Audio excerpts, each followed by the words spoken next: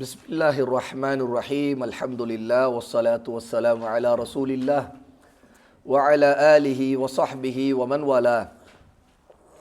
இமாம் முஹம்மது இப்னு அப்துல் வஹாப் ரஹிமஹுல்லாஹ் அவர்கள் எழுதிய ஸலாஸத்துல் உஸூலுடைய இரண்டாவது உஸூல் அல் அஸ்லு ஸானி, இரண்டாவது அடிப்படை, மஅரிஃபத்து தீனில் இஸ்லாமி பில் அதில்லா, இஸ்லாமிய மார்க்கத்தை ஆதாரங்களின் மூலமாக அறிந்து கொள்வது. வகுவ அல் இஸ்திஸ்லாமு லில்லாஹி பித்தௌஹீத், இஸ்லாமிய மார்க்கம் என்பது அல்லாஹ்வை ஒருமைப்படுத்துவதன் மூலம் அவனுக்கு பணிந்து விடுவது. வல் இன்கியாது லஹு பித்தாஅ, அவனுக்கு கீழ்ப்படிந்து விடுவதன் மூலம் கட்டுப்பட்டு நடப்பது. வல் பராஅத்து மினஷ் ஷிர்கி வ அஹ்லிஹி, அவனுக்கு இணை வைப்பதை விட்டும் இணை வைக்கக்கூடிய முஷ்ரிக்குகளை விட்டும் விலகிக் கொள்வது. வஹுவ ஸலாசு மராத்திப், இந்த இஸ்லாமுக்கு 3 படித்தரங்கள் இருக்கின்றன, 3 படிநிலைகள்.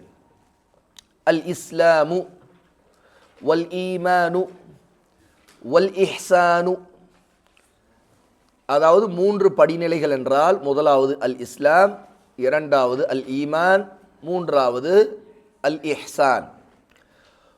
குல்லு மர்தபத்தின் லஹா அர்கானுன், ஒவ்வொன்றுக்கும் பல தூண்கள், அடிப்படைகள் உண்டு. இமாம் அவர்கள் சொல்லக்கூடிய இந்த வாசகத்துடைய விளக்கம் என்ன? முதலாவது விஷயம், 3 அடிப்படைகளில் இரண்டாவதாக இஸ்லாமிய மார்க்கத்தை அறிந்து கொள்வதை இங்கே சொல்லப்பட்டிருக்குது. அதுவும் சும்மா இல்லை, ஆதாரங்களுடன். ஆதாரங்கள் இல்லாமல் எதையாவது நம்ம இஸ்லாமின் கருத முடியுமா, நம்ப முடியுமா?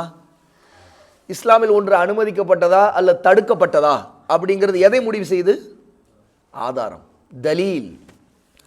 அதான் பில் அதில்லா, ஆதாரங்களின் அடிப்படையில் மஅரிஃபத்து தீனில் இஸ்லாம், இஸ்லாமிய மார்க்கத்தை அறிவது.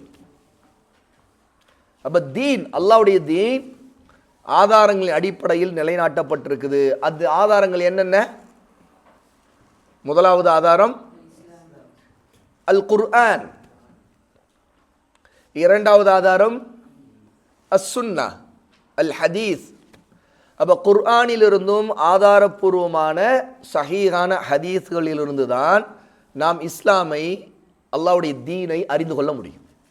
அப்போ அறிவது முக்கியம், அறிவது உண்மையாக சரியாக இருக்கணும். தப்பாக ஒருத்தர் இஸ்லாம் அல்லாத ஒன்றை இஸ்லாமாக அறிஞ்சுக்கிட்டார்னா அவர் இஸ்லாமை அறிந்தவர் அல்ல. ஏன்னா அவர் தப்பாக அறிஞ்சிருக்காருங்க. எதை முடிவு செய்யுதுன்னா, ஆதாரங்கள் இல்லை. அதுக்கு ஆதாரம் இல்லாத ஒன்றை இஸ்லாம்னு சொன்னால் நம்ம ஏற்க மாட்டோம். ஏன்னா இஸ்லாமை அறிவதின் நோக்கமே இஸ்லாமை அறியணும் தான், இஸ்லாம் அல்லாத அறியறது அல்ல.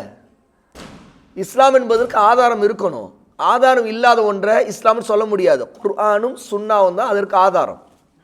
இஸ்லாமை கற்றுக் கொடுத்திருப்பது எது? அல் குர்ஆன், சஹீஹான அஹாதீஸ், நபிமொழிகள்.